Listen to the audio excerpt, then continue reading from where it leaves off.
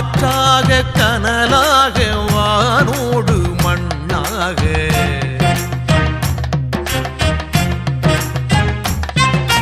காற்றாக கனலாக வானோடு மண்ணாக நீராக நின்றாய் ஐயா காற்றாக கனலாக வானோடு மண்ணாக நீராக நின்றாய் ஐயா உடலோடு உயிராக உயிருக்கு உணவாக அணுவுக்குள் அணுவாக புரியாத பொருளாக யாவும் நீ நிறைந்தாய் ஐயா உன் ஹரிஹர சுதன்